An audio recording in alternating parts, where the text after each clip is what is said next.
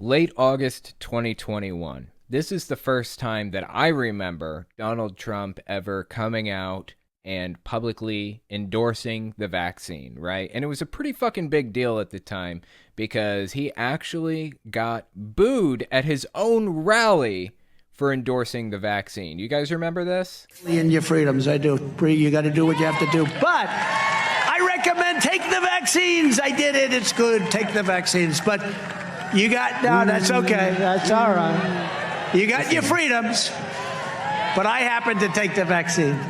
If it doesn't work, you'll be the first to know. Yeah, so he got booed for endorsing the vaccine. Honestly, props to Trump for endorsing the vaccine. I'm so happy that he decided to do that. Fantastic. I mean, how many lives did Donald Trump save by doing that? I don't know. It's not really a quantifiable number, probably, but he certainly saved some people's lives, right? He at least helped some people get better faster if they did get sick. So you got to give him props for that.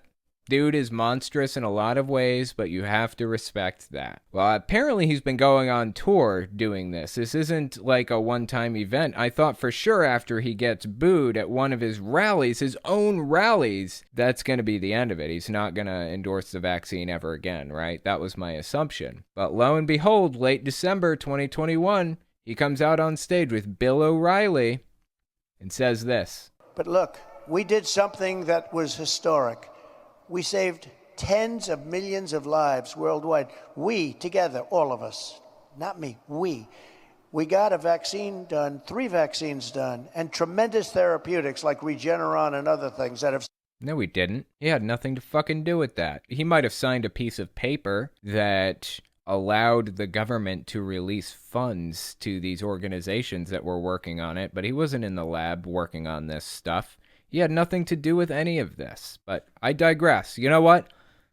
I'm going to leave it alone. He's endorsing the vaccine. I'm going to let him have this win. We got a vaccine done in less than 9 months. It was supposed to... No, we didn't. The scientists did. There is no we in there at all. It was the scientists, not Donald Trump. There's no we. Don't include yourself in this category because you had nothing to do with it. I said I was going to leave the dude alone, but here I am. Okay, let's keep listening. To take from 5 to 12 years. Because of that vaccine, millions and millions of people, I think this would have been the Spanish flu of 1917 where... Okay, first of all, it was 1918, and second of all, it is the Spanish flu of 2020. Yes, it is a worldwide pandemic of Spanish flu proportions. We are in that situation, yes. Are you just realizing this? This clip came out late December 2021. The pandemic's been raging for just under 2 years at the time that this video came out, and he's just connecting those dots. All right, let's keep listening. To 100 million people died. This was going to ravage the country far beyond what it is right now. That is true. Take credit for it. Take credit for it. It's a great, what we've done is historic. Don't let them take it away. Don't take it away from ourselves. You're playing right into their hands when you sort of like, oh, the vaccine. If you don't want to take it, you shouldn't be forced to take it. You know what? I actually like this strategy. I think this is a good strategy that Trump's using right now. What he's doing is he's trying to instill a sense of pride by telling them that they were involved in some capacity and it was their doing and they should take credit for it. And since they're taking credit for it, they should also take it. That's the idea behind it. And in retrospect, you know, that's a pretty decent idea. It would be a good way of convincing some people to maybe get vaccinated. But there is blowback on this, and we're going to get to the blowback in a second because it gets interesting. Let's keep listening. No mandates, but take credit because we saved tens of millions of lives. Take credit. Don't let them take that away from you. Okay, so the president made news. Do you agree with that? Right? Both the president and I are vaxxed, and did you get the booster? Yes. I got it too. Okay, so... Don't.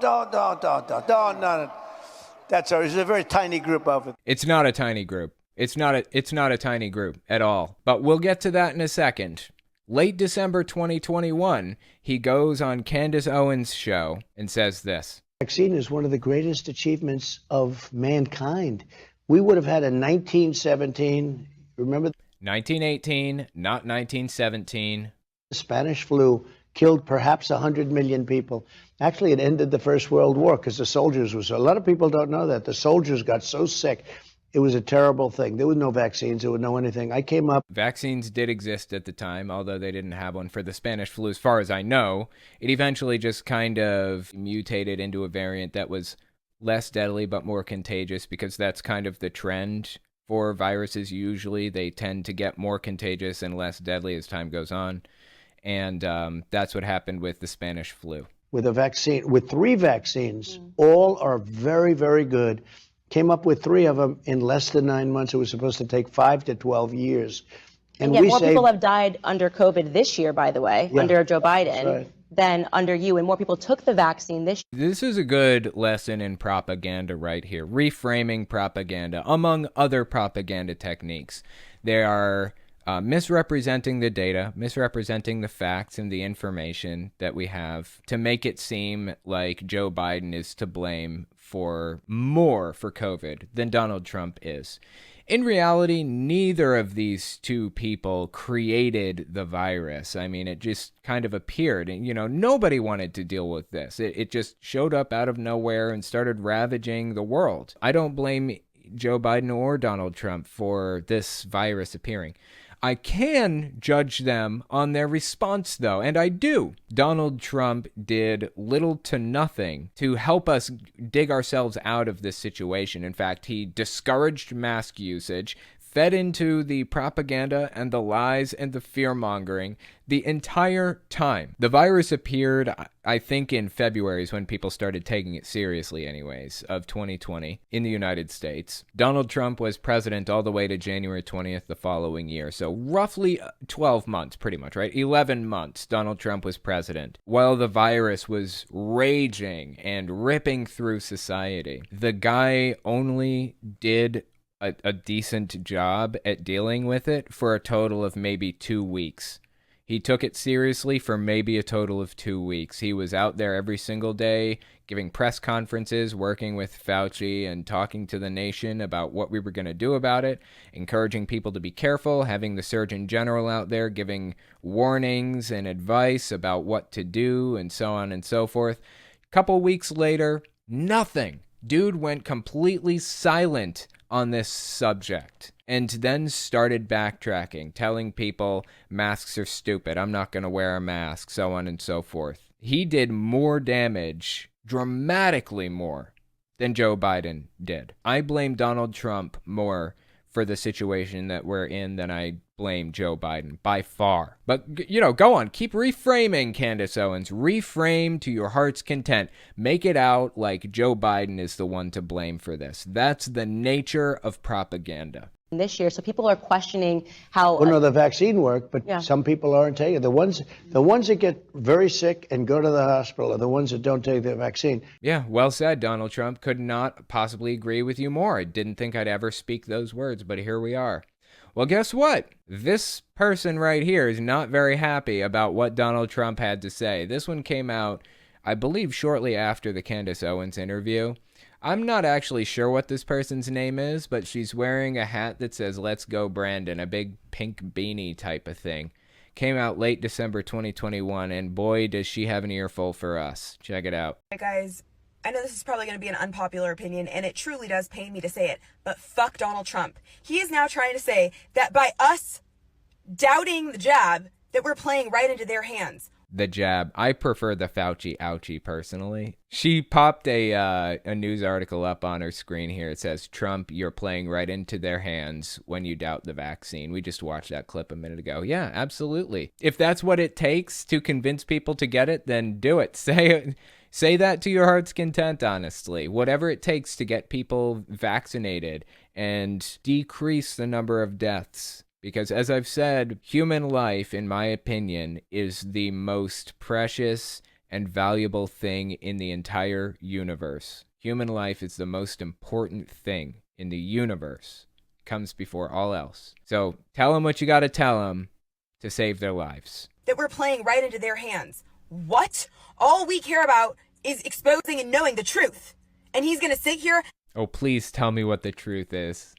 going to sit here and continuously lie to us to push this bullshit narrative and the product that he wants to take full credit for.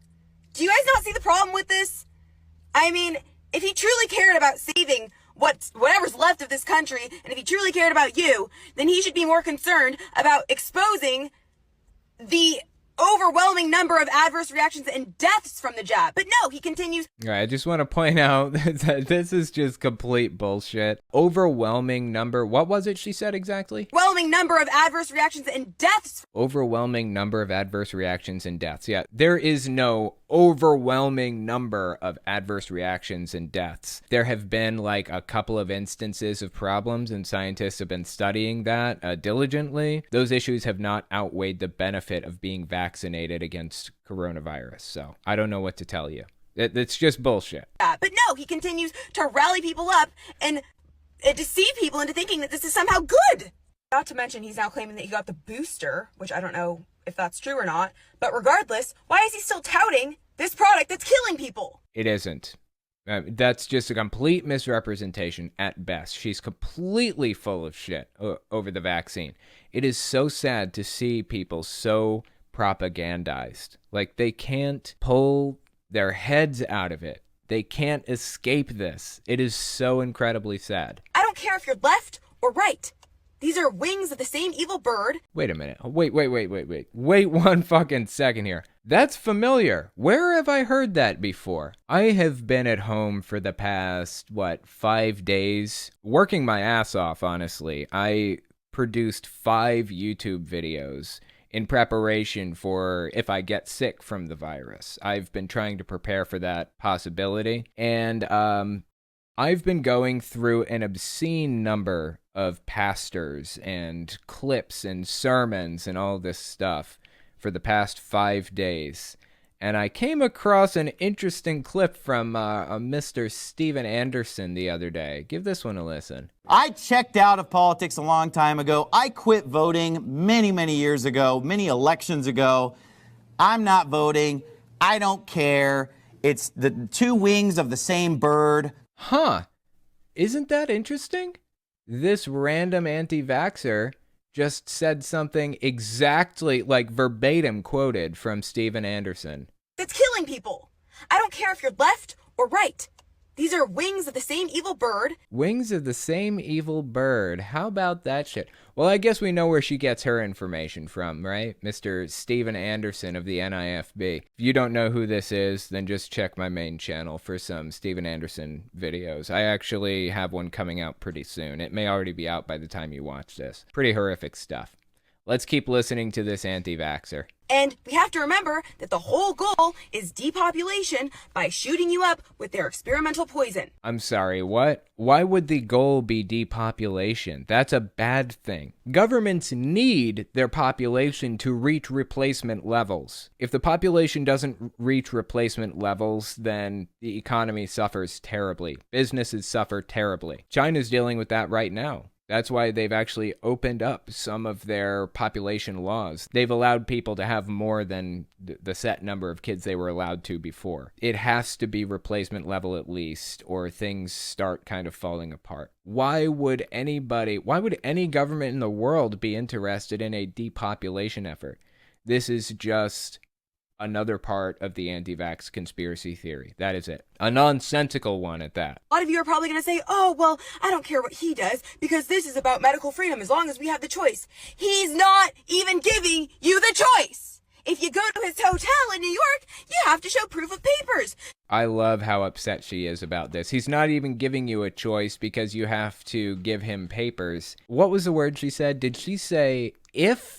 Was the word if that she used? If you decide to go to his hotel in New York, if you're filthy fucking rich and you have so much money to light on fire that you decide to go to one of Donald Trump's hotels in New York City for, I don't know, what does it cost? $1,500 a night? $2,000 a night maybe? If you have that kind of money to light on fire, you have to show that you've been vaccinated to enter the building. Okay, yeah, I guess so. But I have to point out, that is still your choice. You are deciding to go to that building in the first place. He isn't lining everybody up in the United States and forcing them to walk through his lobby at Trump Tower. So it is actually still a choice. Let's keep watching. You have to show proof of papers. So how can you continue to blindly defend this man? I don't get it. Make it make sense, please. Also, that may not even be Trump's decision. I think, that may not even be accurate, come to think of it. I'm not 100% sure that that's accurate, because hotels in New York City up to now have not required vaccine proof. I've stayed at a couple of hotels in New York City over the past, year or something, since the vaccine mandate has been pushed through. We had family for Christmas, and they had a hotel in the area, and they were not required to show their vaccine paperwork. So take that with a grain of salt, what she's saying. I'm not 100% sure that Donald Trump required vaccine proof to enter his hotel. In fact, I'd go as far as to say it would surprise me if he did require vaccine proof, because hotels just don't. Every other place does. Restaurants and bars and all that other stuff, they do. But some people get coronavirus while in New York City and have to quarantine in a hotel. If you needed proof of a vaccine to get into a hotel, you wouldn't be able to quarantine in the first place. I digress once again. Let's keep listening. Trump do some great things while in office? Absolutely. Was I a supporter? I was a huge one. Were you? I couldn't tell based on the hat. But there's no denying that what he is doing is evil. And if we continue to just support someone that does not have our best interest, then that makes us no better than the left. We have to be willing to come out and state when there's a problem. And I personally think that there is a huge problem. You know, the interesting thing about this, I feel like there's a lot of evidence, strong evidence, to indicate that Donald Trump hasn't given a shit about his supporter base all the way up to this point. Right now is the first indication that I have seen to imply that Donald Trump gives a shit about his voter base. The fact that he's trying to get them to get vaccinated. And even then, I wonder if it's because he gives a shit about them, or if he's worried that if they start dying off, he's going to lose influence. Every move the guy makes appears to be based around improving his own situation, enriching himself, improving his reputation. It's always about him. I am honestly not sure how she came to the conclusion that he gave a shit about them in the first place. Let me give you a single example of what I mean. January 6th happens, right?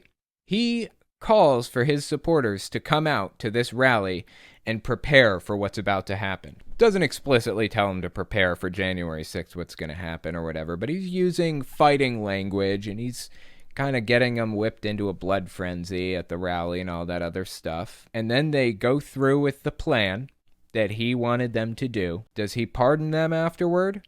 Nope. He lets them sit in prison. He had the opportunity to blanket pardon everybody involved in the January 6th events. But he thought to himself, that would probably look kind of bad on me, although I could probably do it and get away with it, and it would be fine. But, it wouldn't look great, so I'm just going to let them sit in jail and rot. He had the opportunity to get them out of the legal snare that they got themselves into at his behest, and he chose not to. If that isn't a fine example of not giving a shit about anybody but yourself, I don't know what is. Don't get me wrong, those people need to serve time in jail, and I'm glad he didn't pardon them. I am so glad he didn't pardon them. But it's a perfect example of him not giving a shit about his supporters. And that was as long as a year ago. So it's time to stop trusting the plan. It's time to wake the fuck up, because nobody is coming to save you, and this is 100% on us. Nobody is coming to save you, and this is 100% on us. Yeah, trust the plan is a QAnon dog whistle. You have to trust the plan. So I guess this person is QAnon. I'm assuming. I mean, I don't know that for a fact. It just, based on the dog whistles and the loaded language she used, I got the impression that she's QAnon. That's fucking crazy. Well, it doesn't end there. This ride is still going, baby.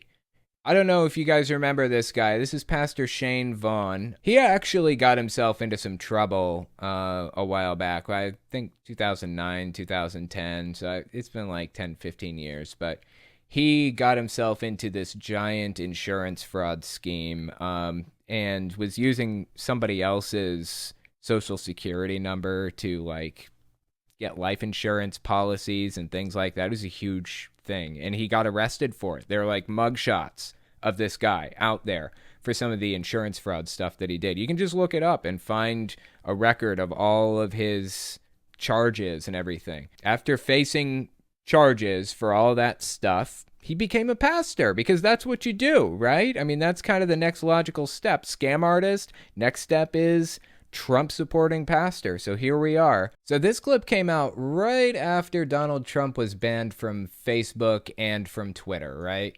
I think shortly after January 6th of 2020, I believe. And he was really upset that Donald Trump couldn't tweet or post to Facebook or any of that stuff. So he's trying to come up with some way to solve the problem. So he says this. Check this out. Need 100,000 patriots to become reporters for Donald Trump.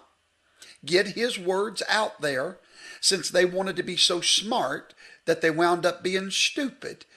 Because they made the same mistake that Satan made when he killed Jesus Christ. Satan didn't kill Jesus Christ. By killing that one man and killing his voice, he created a world full of little Christians that echo the message of Christ. See? Stupid on the devil's part. The Bible says, had Satan known what was going to happen, he would never have crucified Jesus Christ. Okay, Satan didn't crucify Jesus Christ. Also, it sounds like this guy's making an argument in favor of cancel culture. Is that right? Am I reading this correctly? Does this guy want to be canceled? Because if he's canceled, then there are a bunch of little people or whatever that come up and start shouting and build up your reputation and everything, right? A bunch of smaller platforms that rise up and try to help you regain your reputation. So, hey, that's a fantastic argument for cancel culture, as far as I can tell. I guess this guy's in favor of cancel culture now, is what it seems like to me. What he did was he started a harvest of Christians that echo the message. He only had one man to deal with. Now he's got a whole population full of us. Same thing they're doing with Trump. Let him crucify him. But we're now the echo. Okay, these comparisons to Jesus are fucking weird. And we're going to put it on every page, every Twitter account, everything we got. Now, because the oversight board didn't rule that we couldn't share Trump content. It's allowed on Facebook, for now anyway. So take advantage of it while we can. All right, so that's great news, isn't it? It gets weirder. It gets weirder. Keep listening. Okay, so there we go. That's the plan. I'm ordaining all of you right now as evangelists of the Trump revival. This is what happens when two ideologies meld together. Right now we have extreme political ideology, extreme right-wing ideology melding with Christianity. It's not just political ideology, it's Trumpism. It's a very specific brand of political ideology melding with Christianity. When you get two ideologies mixing together like that, it always produces really strange results. And I have a video talking about this coming out pretty soon. It's about Geno Jennings. It's my video about Geno Jennings. If you haven't seen that yet, you should give it a watch. If it's already out, it may not be out yet. If you're watching this after February 6th, 2022, then the video is already out, so you should go check that out on my main channel. But when you see two different ideologies melding together like this, it always creates strange results. Two or even three ideologies. Mark Taylor, for example, he's a pastor out there. He blends QAnon ideology with right-wing extremism with Christianity, with COVID denialism, COVID skepticism.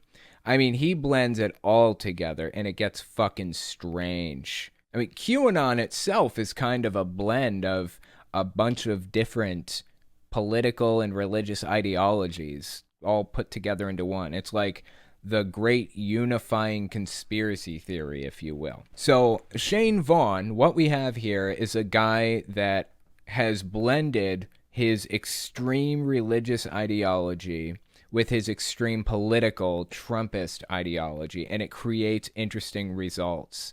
What we were watching a minute ago, this girl here with the Let's Go Brandon hat on. Nobody is coming to save you, and this is 100% on us. It seems to me like the driving force behind her psyche, I would say it's the COVID skepticism in her case. And she brought Trumpism into the ideology to meld them together. But I think COVID skepticism came before Donald Trump. So when they're fighting with each other, this COVID skepticism is fighting with her Trumpism.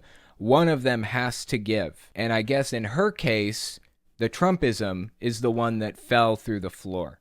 And the COVID denialism and the COVID skepticism won out at the end of the day. Well, in Shane Vaughn's case, it was the same thing. He has this COVID skepticism stuff. I mean, he's been talking about that forever. He even said this COVID-19 thing is the spirit of the mark of the beast. I'm sorry. He said it's the spirit of the Antichrist. That's what he said. He said it's the spirit of the Antichrist. So he has this COVID denialism streak in him too. I mean, he bought into this ideology also, in addition to being this extremist Christian, in addition to being this extremist Trumpist. So what was his response when Donald Trump started endorsing the vaccines? Check this out, January 2022.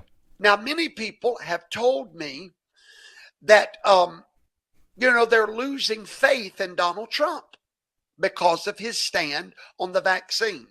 Let me correct you. Notice what he said, losing faith in Donald Trump. And a minute ago, we watched a video where he effectively compared Trump to Jesus. He's turned Trump into a religious figure. Trumpism and Christianity have melded into a single, semi-cohesive ideology for this guy at this point. That is incredibly fascinating to me, to watch how he explains away the contradictions and the breaks in the ideology and all of that other stuff, watching how he blends them together to try to make them fit.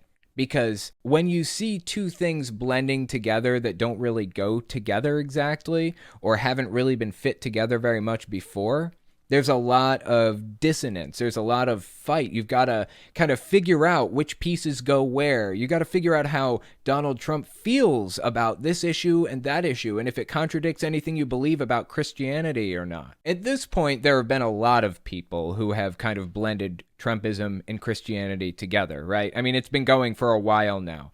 But this guy took it a step further, and he's turning him into a messiah, almost. He believes Trump to be a full-blown prophet who communes with God directly, who makes plans with God and talks to him and is going to take over the world with God. That's how far this guy goes with his ideology, right? So what happens when something that he deeply believes contradicts what Donald Trump, his de facto messiah, says? Notice the religious language here with the word faith. They're losing faith in Donald Trump because of his stand on the vaccine. Let me correct you. You're not losing faith in Donald Trump, because it was not Donald Trump that put Donald Trump in that office.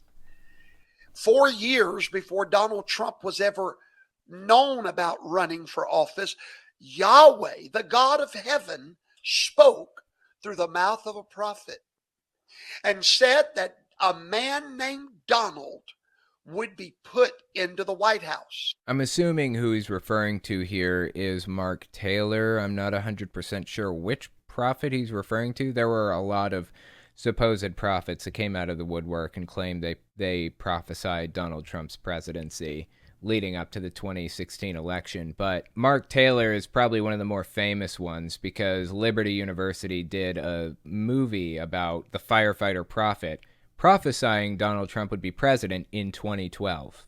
And then that prophecy fell flat, obviously. He didn't even run. And then 2016, he did run, and suddenly Mark Taylor's like, oh, hey, I prophesied that 4 years ago. Just kind of ignoring the part where he got the timeline completely wrong and all that other stuff. Well, anyway, I'm assuming he's talking about Mark Taylor here. That's my guess, but I don't know for sure. Donald would be put into the White House, and that man Donald would be the servant of Yahweh to restore America. And guess what else that God said?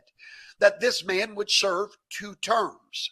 So if you're losing faith in Donald Trump, you're really losing faith in the God that put him in office. And that's a dangerous thing. Isn't that fascinating? So now, if you don't believe something that Donald Trump says, then you don't believe God. It's not just like he's the Messiah now. It's like if you distrust Trump, then you distrust God.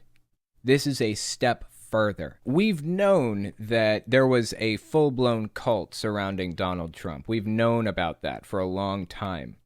But the Trump cult has melded with different ideologies over time. There's the Trump cult melded with the COVID skepticism ideology. There's Trumpism melded with Christianity. Trumpism melded with all kinds of different things, QAnon and everything else. But seeing how each different version of the ideologies deal with this wrench that Trump just threw into the works is absolutely fascinating to watch, like from a psychological perspective. It's fascinating.